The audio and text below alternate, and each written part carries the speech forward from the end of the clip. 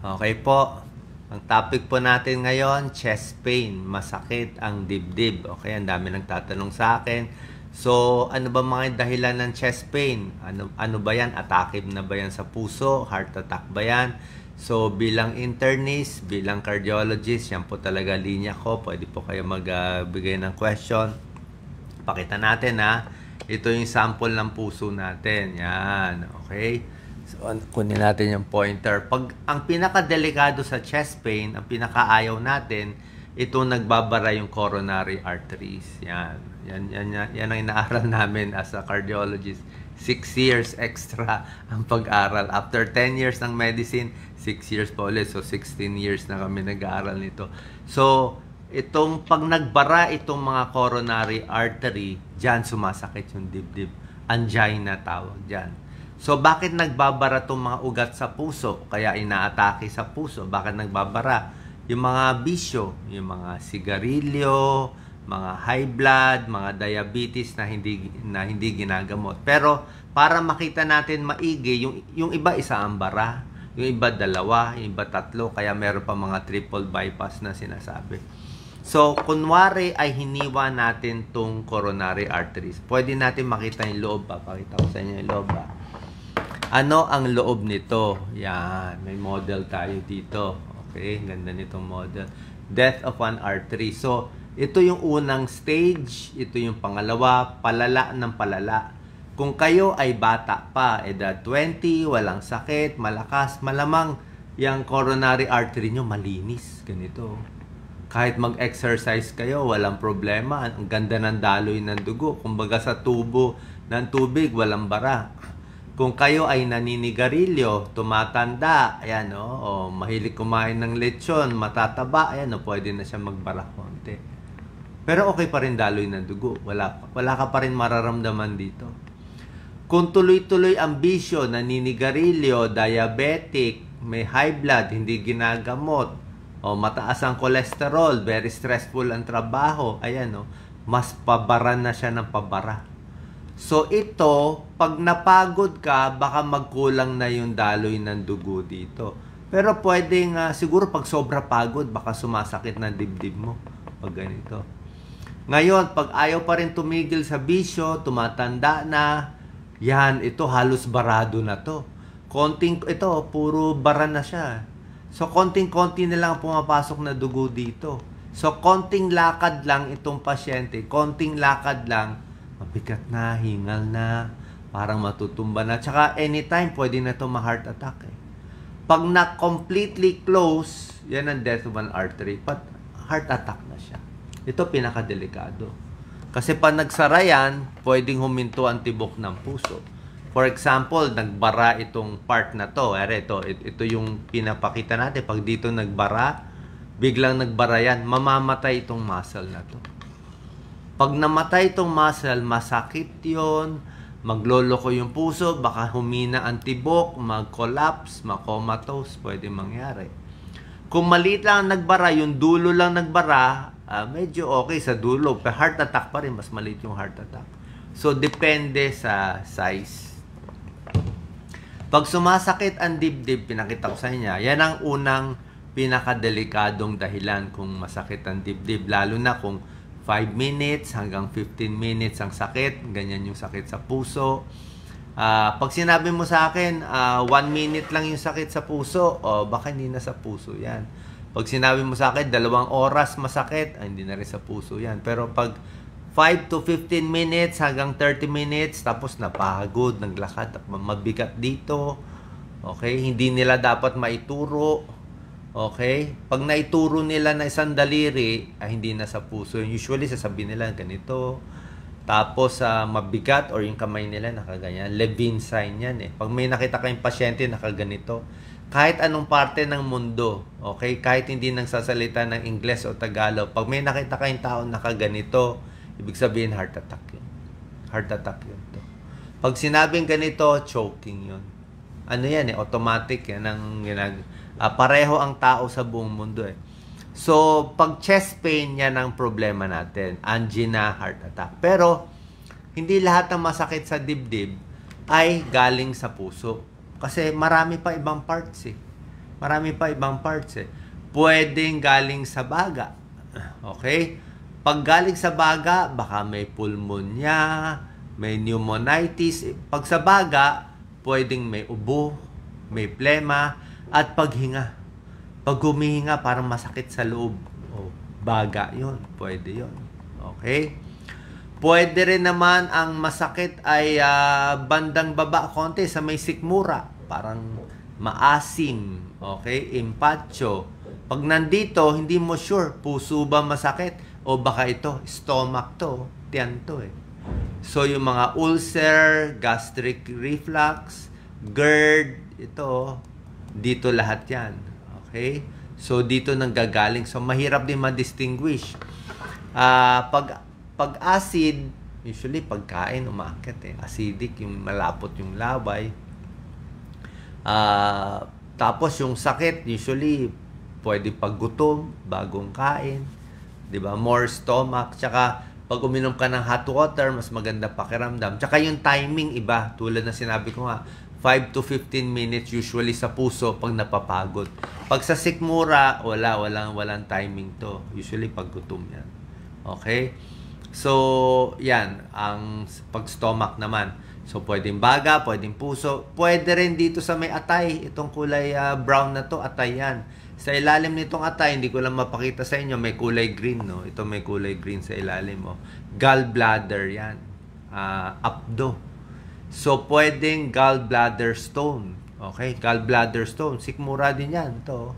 Sikmura dito. Gallbladder stone. So, pag gallbladder stone, ang mararamdaman mo yan, usually makabagan tiyan, kumain ng matataba, kumain ka ng oily foods, 'di ba? Tapos sumakit ang tiyan.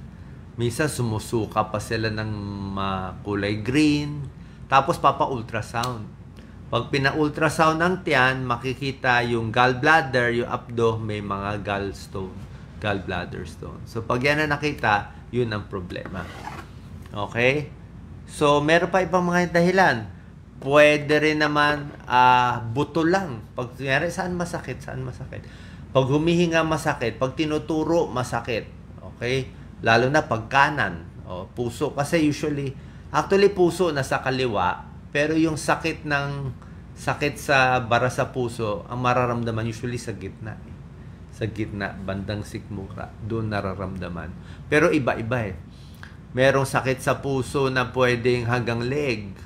Merong iba dito sa kamay, sa kaliwang kamay. May iba hanggang panga. So, paiba-iba din. Pero yung timing usually, 5 to 15 minutes.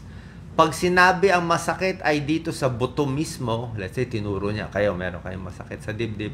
Pag sa buto, ibig sabihin, malamang muscle pain or rib pain. Costochondritis tawag doon. Costochondritis, namamaga yung cartilage dito. Baka pag tulog mo, nakaside, nadaganan ka o lagi ka nakaupo o natabingi tulog mo, pagising mo, mahapdi dito. Wala namang gamutan doon, rest lang yon. Tulad na sinabi ko, pulmonya, pwedeng muscle, at bukod sa heart attack, meron pa isang mas delikado na sakit. Pag masakit sa dibdib, yung sobrang sakit minsan hindi lang ito sa coronary arteries and differentia, pwede sa aorta. Itong malaking kulay red na to, pula. Ang aorta, pwedeng aortic dissection. Pwedeng mapunit itong pinakamalaking artery sa buong katawan. Bakit siya mapupunit? Na stress, na high blood, okay? Laging high blood, stressful, tumatanda. Pag napunit to, emergency, namamatay. Narinig nyo na, di ba, mga aortic dissection, thoracic aortic dissection, yan ang mga deadly. Parang heart attack din siya, pero hindi sa puso dito. Actually, sa puso, meron pa iba sa loob eh. Pwedeng puso masakit, pwedeng may problema sa valvula, sa valves. O rheumatic heart disease, mitral valve, tricuspid valve, aortic valve, pwede rin. Pwede rin masakit sa puso na lumalaki yung puso. Okay? Heart failure. Meron din ganon. So maraming possible na pwede sumakit dito sa loob ng puso. Pero pinapakita ko sa inyo, pwede nga sa dibdib, pwede sa sikmura. At bukod dito, pag masakit sa dibdib, isa pang gagawin dapat ng doktor or papacheck sa inyo, titignan yung balat. Okay? Tatanggalin yung baro, titignan mo. Baka mamaya may parang tigyawat-tigyawat sa loob. Baka may bugbog. Diba? Minsan, may tinatawag na shingles. Shingles or kulebra sa Tagalog. Kulebra sa Tagalog, shingles. Isang linya siya. Minsan may kulebra shingles sa mukha, meron dito, meron sa tiyan, pero meron minsan sa dibdib. Isang linya yan eh. Isang nerve na yan, daanan. So, isang linya yan, puro parang tigyawat, tapos sobra sakit yun. Baka yun ang cause, kaya masakit ang dibdib, diba? Meron ding mga rib fracture, syempre na-fracture. Minsan, galing sa iba yung sakit, baka masakit ng likod, dito lang naramdaman. Diba? Baka masakit sa shoulder, dito nararamdaman. At another cause of chest pain, pwede rin nervyos. Baka ninenervyos siya. May panic. Nagpa-panic attack, diba? Ang panic attack, hinihingal din, ninenervyos din. So, anyway, paano malalaman kung sakit sa puso o hindi, kung magpapacheck o hindi? Basically, unang-una, sa kwento nga, tulad na sinabi ko, dapat nakadagan, banda rito. Usually, ang timing dapat 5 minutes to 15 minutes. Pinakamatagal, 30 minutes lang. Hindi dapat abot ng 2 oras, 3 oras. So, kasi pag nagbara yung puso mo ng 15 minutes, heart attack na yun eh. Dapat ma-hospital na yung pasyente. 5 to 15, dapat usually with exertion, napagod yung pasyente. Tapos, dapat hindi maituturo. At ang pinakamahalaga, para malaman, isang tingin pa lang namin, alam na namin bilang cardiologist kung may sakit sa puso. Depende sa itsura ng pasyente. Anong itsura? Kung ang pasyente ay babae, edad 30, mas bata, 30, 20, walang bisyo, so, hindi mo isipin na sakit sa puso. Kahit mag-complain pa siya na may dumadagan sa kanya. 30 years old, walang bisyo, hindi naninigarilyo, walang high blood, walang diabetes. Parang malabo ang chance. Wala pang 1% chance na walang mangyayari sa kanya. Malamang papauwiin mo, hindi siya madidisgrasya. Pero, okay, kabilang banda, paano kung edad 50 pataas ang pasyente? Tapos ang complaint niya, konti, may konti lang dito, masakit-sakit konti. Okay? Medyo masakit lang dito, pero edad 50 siya eh. Tapos, diabetic, mataba, naninigarilyo, okay? May lahi sa pamilya na may sakit sa puso. Pag ganyan, malaking chance na sakit sa puso. So, anong gagawin? Kailangan ECG, basic. Pero minsan sa ECG, hindi makikita. Kung ganito pa lang ang bara, usually sa ECG mo, normal lang yan. Dapat ganito na, barado na, o ganito na, bago lalabas sa ECG.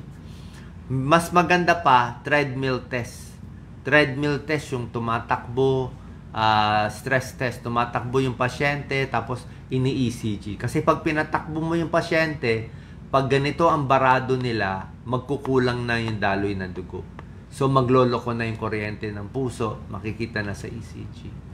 So, pag ganito ang bara, kaya nga pinapagod, nakita sa ECG. Pwede rin ng 2D echo, pero 2D echo makikita lang kung dati nang may heart attack. Kung wala pang heart attack, ay hindi rin makikita. Okay? So, bukod dito, pinakita ko na sa inyo, possible causes ng mga chest pain, iba't ibang lugar. Ngayon naman, pag-usapan natin, ano ang warning signs na barado na yung puso? Okay? Sinabi ko, ang common is masakit ang dibdib o mabigat sa dibdib na may bara siya. Pero hindi lahat yan eh. Minsan, 1 month before, okay? Isang buwan bago magbara, bago umabot dito, 1 month before, minsan may sintomas na. Early warning sign, yun ang pinakamahalaga. May ilang pasyente, 1 month before, bago atakihin, bago ma-hospital, bago mamatay bigla, may warning na yung katawan, nagbibigay na ng senyales eh. Pero yung senyales, minsan parang hilaw, parang hindi pa malinaw. So, merong 8 possible early warning signs na aatakihin yung pasyente, lalo na kung sinabi ko sa inyo, medyo may edad, katabaan, at may issue. Ano tong 8? Number 1, parang may dagan. Tulad nga sinabi ko sa inyo, diba? Parang may pressure. Yan ang common. Number 2, pwede yung sakit ay hanggang dito sa leeg. Pwede sa kaliwang kamay, misa sa likod. Yung iba nga, may isang pasyente nagpumunta sa dentista, masakit daw ipin eh. Pero yung pala, hindi pala ipin masakit, heart attack pala. Number 3, pwede nahihilo. Okay? Ang hilo, maraming cause. Pwedeng hilo na puyat lang siya, o kulang sa tubig, o gutom, nahilo. Pero merong hilo na kulang ang pumping ng dugo eh. Baka naka-heart attack na, humihina na yung tibok ng puso, nagkukulang ng dugo sa ulo, kaya nahihilo-hilo na siya. Number 4, ito, common to sa babae, itong number 4, pagod. Ang mga babae, minsan hindi chest pain eh. Hindi chest heaviness ang reklamo ng kababaihan na naka-heart attack. Sa mga babae, siguro babae matiisin eh. Matiisin sila. Ang pinaka-complain ng babae ay pagod, fatigue. Pagod lang. So, sobrang pagod yung babae, yung pala heart attack na. Number 5, pwede ang reklamo nila sikmura. Diba? Pwedeng sikmura. Tulad na sinabi ko, minsan may chest pain na kala mo puso, sikmura pala. Ito naman, kala mo sikmura, sinisikmura ka, kala mo maasim, kala mo masakit dito, 'di ba? Uminom ka na para sa ulcer, yung pala puso pala. Kasi magkalapit 'yan eh. Magkalapit eh. Kaya yung sikmura, nausea, indigestion, lalo na kung medyo matanda yung pasyente, iisipin din lagi, siguraduhin natin sikmura ang dahilan at hindi sa puso. Number 6, pwede yung pinapawisan ng malagkit. Alam mo yon, yung malapot na pawis. May pawis na malabnaw, yung nag-exercise, naglinis, di ba? Pawis malabnaw. Pero yung pawis na malagkit, ibig sabihin, stress yung katawan nun. So, pag nagbabara na kasi yung puso, nahihirapan na yung katawan eh. So, alam na nung katawan something is very wrong na magbabara to. Kasi pag nagbara ito, let's say nagbara dito sa taas, mamamatay itong buong muscle. Mamamatay ito, mangingitim yan. Pag namatay itong muscle, kulang na yung bomba ng puso. Magloloko na yan. So, pwedeng huminto, pwedeng mamatay yung pasyente. Mabuti kung yung magbabara sa'yo, dulo lang. Kung dulo lang ang nagbara, ay maliit lang ang muscle na mamamatay. Kasi ang puso, muscle eh. So, ayaw mo yung dito. Lalo na kung left main. Pinakadelikado left main dito sa puno, yung paglabas ng artery. Pag dito, patay lahat to. Makakalahati ng puso. Yun talaga deadly. Yun talaga deadly. Kaya gusto mo, wag masyadong barado. So, minsan, pawis. Number 6, papawisan na malangkit. Number 7, kung magbabara na yung puso, minsan palpitasyon. Magkakabog na siya, magloloko na siya ng kabog. And number 8, medyo mahingal na siya. Mahingal na siya. Okay? So, yan ang mga deadly signs. Minsan, 1 month before, 30 days before, bago atakihin yung pala. At bukod dito sa early warning signs, ano nagtitrigger? Merong nagtitrigger, di ba? Ang nagtitrigger kadalasan na stress, nag-away, napuyat, nagalit, may problema, nalugi, tapos dami inisip, doon atakihin. Laging may ganun. Laging may trigger bago nangyayari. Napuyat siya sa ilang araw eh. Hindi na nakaya ng puso na inatake. So yan na lagi namin nakikita bilang internist, cardiologist, lahat ng pasyente ko dati sa hospital, puro either high blood, heart attack, nasa intensive care. So, pag na-heart attack, dadalhin agad sa hospital. Within 15 minutes, pinakamaganda, traffic sa atin. Merong gamot na binibigay. Kahit magbara ng ganito, may gamot binibigay within 6 hours. Pag binigay yung clot buster, medyo mahal na yung gamot. Mga 10,000, 20,000 or more. Pag binigay yan, yung pangpalusaw, minsan nalulusaw. Hindi lang 20,000, yung iba almost 100,000 yung gamot. So, minsan nalulusaw. Or yung iba, Pagbara, diretso na angiogram, angioplasty, binubuka agad. Meron din ganun. Meron din ganun na bigla. Pero babantayan yung pasyente mga at least 1 week, 2 weeks. Ang delikado yung first day. Yung unang araw ng heart attack, unang bara, doon pwede mamatay yung pasyente. Kasi diyan nagloloko yung tibok eh. Parang inano kasi, namatay yung muscle. So, diyan siya pinakadelikado. First day, second day. Pag lumampas na siya ng 1 week, medyo okay na. Sa na heart attack, marami hindi na maabot sa ospital. Actually, yung lumang datos, parang 50% lang aabot sa ospital eh. 50% sa bahay na lang namamatay. Kaya, pinakamabilis makamatay ang heart attack. Yan ang kailangan natin. So, paano tayo iwas sa heart attack? May mga comments dito, titingnan natin. Siyempre, sigarilyo number 1. Tigil, di ba? Sigarilyo, kahit alak. Okay? Tapos, pag may high blood, kailangan makontrol. Dapat 130/80 lang ang BP mo. Pag may diabetes, kailangan din makontrol yung blood sugar. Hindi pwedeng hayaan mataas yung blood sugar. Cholesterol, kailangan makontrol din. Sa overweight, 'di ba? Huwag masyadong overweight, 'di ba? Air pollution, masama din. Sobrang stress, masama din. Sa kinakain, syempre, yung mga tinuturo natin, gulay, prutas, 'di ba? Bawas sa mamantika, maalat. Sobrang alat, sobrang tamis. Hindi rin maganda. Kasama yung sobrang tamis. Alat, tamis, mamantika. Oh. Yan talaga eh. Pag tumatanda, kailangan mas maingat na tayo. At pag nagkakaedad, mas mahina ang puso pag nagkakaedad. Yan ang nangyayari. The older we get, mas humihina yung puso natin. Okay, mga thank you. Ang sinasabi lang dito, nakita ko, masakit daw dibdib niya minsan. Ayan, may masakit ang dibdib, minsan short of breath. Simple lang. Pwede kayo pa ECG. Ito, makinig kayo Makinig kayo maigi. Importante ito. Ito, hindi nyo to alam. Pag nagpa-ECG kayo, okay? Tapos ang ECG mo normal. O, dapat ka na ba kumain ng lechon? Dapat ka na ba mag-celebrate? Dapat na ba sabihin na 100% wala kang sakit sa puso? Mali. Mali po. Kahit ECG mo normal, pwedeng may bara pa rin. Kasi ang ECG, ang pinakamahinang test para ma-detect ang sakit sa puso. Siguro sa mga barado, ang ECG, mahuhuli lang niya 50%. Sa 10 aatakihin, 50% lang may abnormal sa ECG. 50% normal. Kasi ECG nga, parang kuryente lang, tsaka nakarest eh. Kailangan yung tumatakbo yung stress test. Yung tumatakbo, pinagod mo yung pasyente, tapos merong ECG dito, doon lalabas sa ECG. Doon lalabas. Hindi nakikita. Merong yung 2D echo, kailangan na heart attack muna. Meron pa mga ibang mga nuclear imaging, mas mahal na yon. Mas mataas ang chance, mga 80% mahuhuli yung barado, hindi. Pero ang pinaka 100% para malaman kung barado or hindi, angiogram. Kaya yung angiogram mahal, mga 50,000, 60,000, tsaka maglalagay na ng wire sa singit para malaman, malinaw. Pero kung angiogram, doon mo talaga makikita kung barado o hindi. Okay? So, ingat tayo sa pagkain, ingat palagi.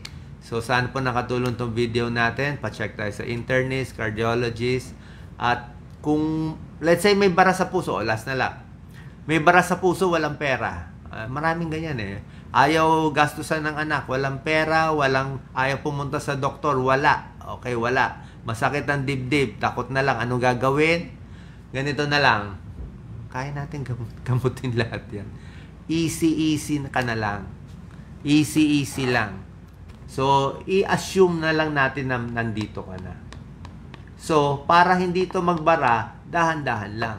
Huwag ka na umakyat ng 2 palapag. Huwag ka na lumabas sa init. Bawal ang mainit. Doon ka na lang sa loob. Palamig ka na lang sa mall. 'Di ba? Bawal mapagod. Okay? Bawal kumain masyado marami. Ano lang? Unti-unti lang. Normal lang. Yung kung kailan malakas, lakad. Pwede kang maglakad pag malamig ang panahon. Okay? So, pag okay ka na, wag mo lang to puwersahin. Hinay-hinay lang. Tapos pwede ka magpa-check isa sa doktor. May mga tableta naman makakatulong. Pero kailangan makita ng doktor. may mga metoprolol, aspirin, pero kailangan makita ng doktor muna. Hindi pwede basta-basta kasi.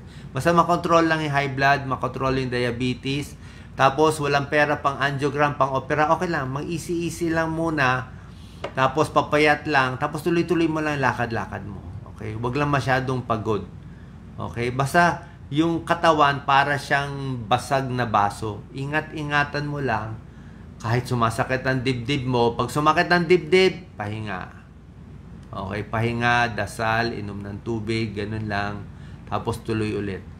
Pwede mangyari kahit ganito ka bara, basta easy-easy ka, aalalayan mo yung bara sa puso mo, pwede kang mabuhay pa rin. Pwede pa rin mabuhay na mahaba. Pwede pa rin mabuhay. Huwag mo lang ibabara masyado.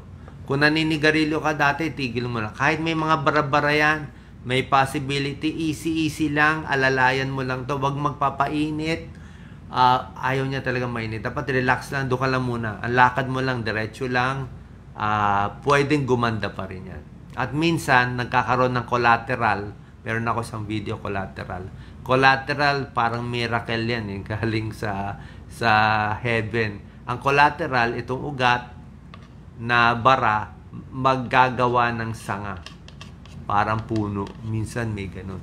May taong sinuswerte na pag nagbara to, automatic gagawa siya ng sanga-sanga. Pampabuhay ng maliliit na ugat. May taong gumagawa nun. Paano makukuha yon? Easy-easy ka lang. Dahan-dahanin mo, pahabain lang ang buhay. Hayaan lang kahit barado, unti-unti lang, konting tiis, konting lamig ng ulo, positive thinking. Pwede pa rin mabuhay niyan, mahaba-haba. Basta magamot na ibang gamot. Yan ang gamutan ng pangwalang pera. Pero kung may pera, diretso na sa ospital, di ba? I-angiogram na. Kung may nakitang bara, o kung may pera, bubuksan to. Kaya lang, mahal yon, mga daan libo. Wala tayong libre sa Pilipinas yan. Baka daan. Pero okay lang muna. Pa-check nyo na lang muna kung saan lang aabutin. Malay mo, magkaroon ng pera, or at least mas maganda, sure tayo. Na puso pala. Baka hindi naman pala sa puso. Okay? Salamat po. Ingat po palagi. Puso, yan ang pinakamahalaga sa lahat. God bless.